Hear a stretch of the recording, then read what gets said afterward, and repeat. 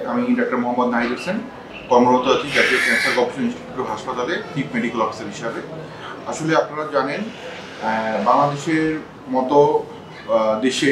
মহিলাদের সবচেয়ে কমন ক্যান্সারের মধ্যে অন্যতম হচ্ছে ব্রেস্ট ক্যান্সার বা স্তন ক্যান্সার। তো আমরা যদি এই স্তন ক্যান্সারটা খুব আর্লি অবস্থায় ডায়াগনোসিস করতে পারি বা আইডেন্টিফাই করতে পারি, তাহলে এই রোগের চিকিৎসা করা অনেক সোজা এবং রোগটা অনেকটাই কিউরেবল ডিজিজ হিসাবে গণ্য হয়। তো দেখা যায় আসলে আমাদের দেশের বেশিরভাগ মানুষই একটু অসচেতন বা একটু এই রোগটার সম্পর্কে ডিটেইলস তারা জানে না, এবং আমাদের মহিলাদের বা গ্রামের মহিলাদের আবার শহরের মহিলাদের সচেতনতার অভাব আছে, যার কারণে তারা রোগের যখন প্রাথমিক সিমটম থাকে সেটাকে তারা আসলে খুব একটা গুরুত্ব দেয় না, সেটা লজ্জার কারণে হোক, সংকোচের কারণে হোক, যে কারণেই হোক। তো আমাদের এই প্রতি বছর বিশ্বের ন্যায় অক্টোবর মাসটাকে ব্রেস্ট ক্যান্সার সচেতনতা মাস হিসাবে আমরা পালন করে থাকি, এবং এটা পালন করার উদ্দেশ্যটা হলো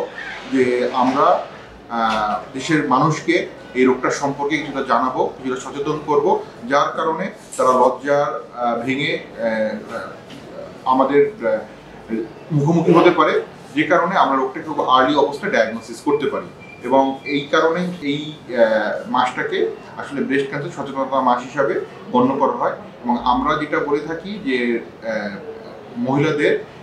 একটা স্ক্রিনিং প্রোগ্রামের মধ্যে দিয়ে যেতে হয়, যে কোনো সুস্থ মহিলা একটা স্ক্রিনিং প্রোগ্রামের মধ্যে দিয়ে গেলে আমরা খুব আর্লি অবস্থায় এই রোগটাকে আইডেন্টিফাই করতে পারি, এবং তখন আমাদের চিকিৎসা করা খুব সোজা হয় এবং আমাদের রোগটাকে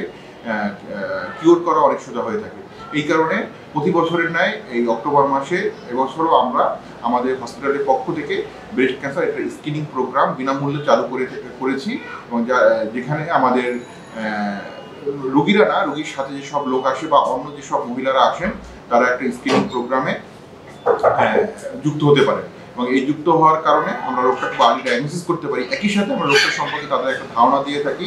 যার কারণে তারা তাদের আশেপাশে যারা লোকজন আছে তাদেরকে এই রোগ সম্পর্কে জানাতে পারে এবং রোগটা সম্পর্কে লজ্জা ভেঙে ডাক্তারের মুখোমুখি হতে পারে।